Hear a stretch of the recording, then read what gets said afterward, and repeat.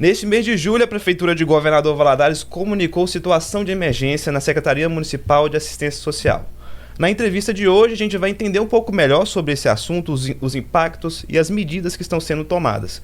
Para conversar sobre isso, eu recebo aqui Léo Pontes, que é diretor de gestão da Secretaria Municipal de Assistência Social. Léo, muito obrigado pela atenção e por vir aqui conversar com a gente sobre esse assunto. Boa tarde, Igor. Tudo bem? Satisfação muito grande estar aqui com vocês. Agradeçendo a Deus pela oportunidade em primeiro lugar, ao secretário pela honra de representá-lo.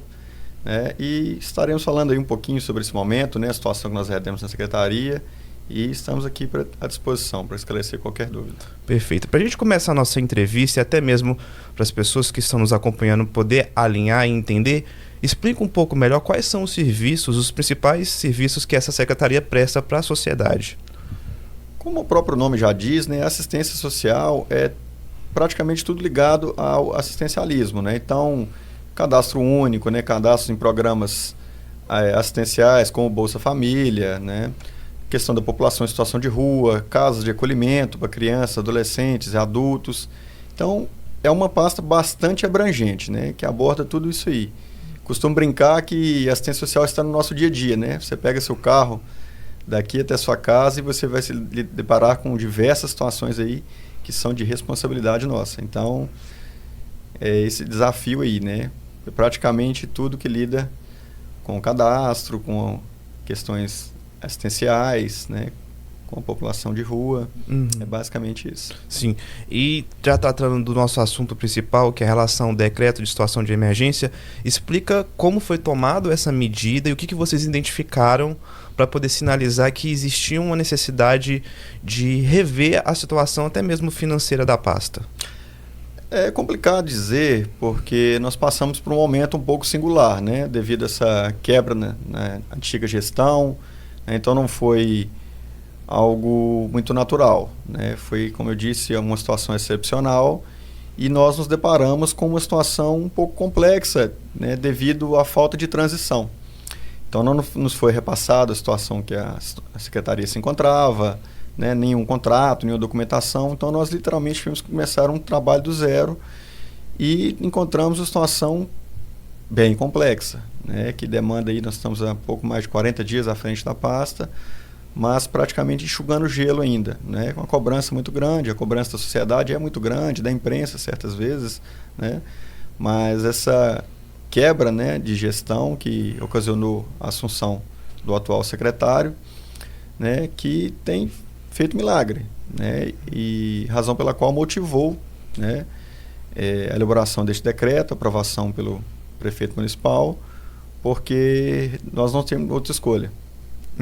Realmente a palavra já diz, é emergencial, então medidas aí urgentes, questão até de prazo, questões financeiras que determinaram essa situação, a necessidade desse decreto.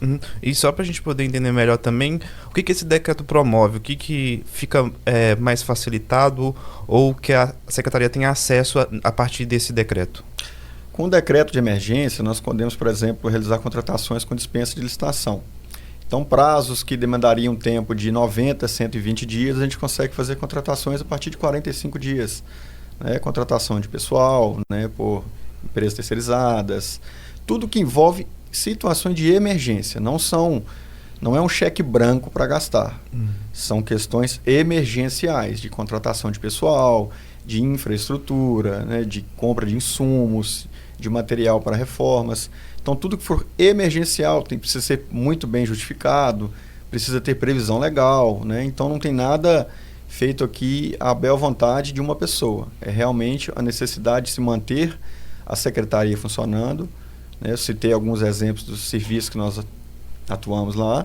Então, para a manutenção desses serviços, foi-se necessária a promulgação deste decreto. Dentro de uma das coisas que o secretário pontuou, até mesmo na oportunidade de apresentar um balanço para a Câmara Municipal, ainda neste mês, ele pontuou a respeito da possibilidade da devolução de mais de 3 milhões de reais que são de emendas. Como é que anda essa situação? Vocês conseguiram reaver isso? Essa situação, ela ainda é possível se reverter? Também uma das justificativas para o decreto emergencial é essa, a possibilidade de fazer a reprogramação de emendas parlamentares, justifico até que a ausência do secretário justamente por isso, por estar em agendas em Brasília, né, onde ele tem ido justamente tentar resolver essas questões.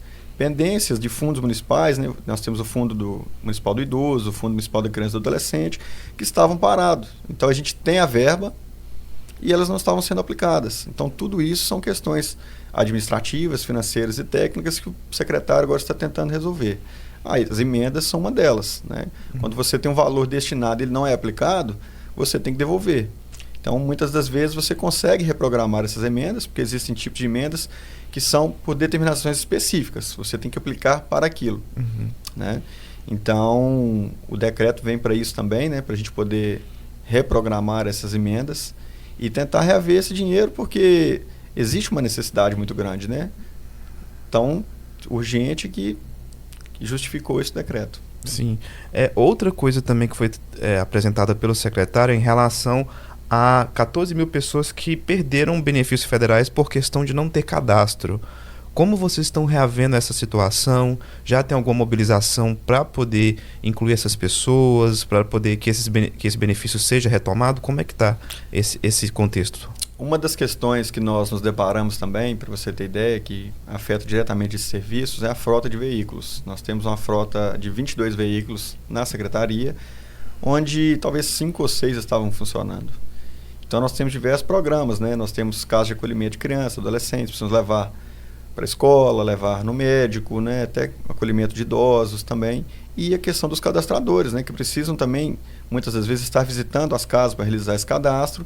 E a gente não tinha carros, não tinha material humano suficiente. Outra situação que nós nos deparamos lá, a falta de servidores. Então, se nós já pegamos 14 mil inscritos com o programa cancelado, com o benefício, cancelado, né, ou suspenso, e quantos mais aparecem a cada dia, né? Então, o secretário, assim que se deparou com essa situação, ele começou a preparar mutirões de atendimento, né, para que ele pudesse agilizar um pouco, tentar diminuir um pouco, reduzir essa fila que cresce a cada dia. Né? Providenciou junto ao prefeito municipal dentro das possibilidades, né, porque existe a lei de responsabilidade fiscal que precisa ser respeitada, mas dentro das condições conseguiu a contratação de alguns servidores para poderem estar participando desses cadastros, né? E também está trabalhando para a regularização da frota de veículos, né? Que às vezes eram questões de pequenos detalhes, de óleo, falta de manutenção básica, né? Que deixa o carro parado e todos esses serviços prejudicados. Então, são serviços diários, são serviços que muitas vezes não tem hora marcada, né? Então, tudo isso foi muito prejudicado. Então, o secretário já vem, desde o dia que assumiu a pasta, tentando resolver todas essas questões. São muitas demandas, né? Toda hora nós temos que também prestar esclarecimento às autoridades, né? O Ministério Público, o Poder Judiciário. Então, são situações que nos deparamos que refletem diretamente, né, na qualidade da prestação desse serviço. Então, imagina só, você tem poucos servidores realizando um trabalho extremamente exaustivo. Então, às vezes, a gente tem questão da saúde mental dos servidores também. Então, são diversas situações que nós encontramos aí. Estamos tentando regularizar, né? Temos trabalhado bastante nesse sentido. O secretário tem se empenhado bastante, né, indo além das possibilidades para poder resolver essas questões. E, com a bênção de Deus, né, dando sabedoria, nos dando força para trabalhar, dia a dia a gente está conseguindo colocar a casa em ordem. Para a gente poder finalizar e também ter um olhar para isso, mas olhando para frente mesmo, quais são os próximos passos, o que vocês já estão colocando em prática para que essa situação se normalize? O decreto ele tem uma duração de 180 dias, mas acredito que também existe uma visão a médio e longo prazo para que essa situação não se repita novamente, né? Quando a gente pensa em assistência social, a gente tem que quebrar um pouco desse ciclo vicioso, né? Nós temos diversos atendimentos em que, por exemplo, é feita uma abordagem, você dá apoio àquela pessoa, você acolhe aquela pessoa, mas no outro dia, na outra semana, ela volta, talvez para aquela situação de dependência, ou volta para as ruas. Então, a gente tem tentado quebrar esse ciclo vicioso, né? Tentado criar trabalhos que a gente pode tratar com o tratamento, o acolhimento, a prevenção e principalmente a ressocialização, né? Estou falando de maneira geral, né? São entendermos que neste momento nós estamos ocupando essas funções. O secretário Igor na posição de secretário, eu na posição de diretor, mas que nosso cargo é temporário, permaneceremos enquanto Deus permitir, mas a cidade não para, o município não para, a assistência social não para, nós herdamos, daqui na frente outros irão herdar fruto do nosso trabalho, e tudo que nós desejamos é isso, é realizar algo que seja bom para Valadares, para o futuro de Valadares, que nossa passagem por lá enquanto durar, traga retornos duradouros para a cidade, né? E pensarmos a assistência social como algo exatamente assim, que dê retorno, né? Então, tudo isso que eu vim falando, o secretário vem trabalhando, se empenhado bastante, toda a equipe, né? Eu deixo aqui os parabéns a todos que têm se dedicado, muitos de nós deixando de fazer hora de almoço, saindo depois do horário, né? Para que realmente, enquanto Deus permitir que permanecêssemos à frente da secretaria, que a cidade possa colher os frutos do nosso trabalho. Então é isso. É uma passagem que estamos trabalhando para torná-la realmente algo que marque a história do Governo Valadares, que marque a história da assistência social e que a médio e longo prazo, né, os nossos frutos continuam sendo colhidos. Ok. Léo, muito obrigado pela atenção, pela entrevista, pelos esclarecimentos. A nossa entrevista vai se encerrando por aqui. Para você que acompanha a programação da Rádio Mundo Melhor, continue com a gente nas nossas redes sociais e também no nosso site radiomundomelhor.com.br.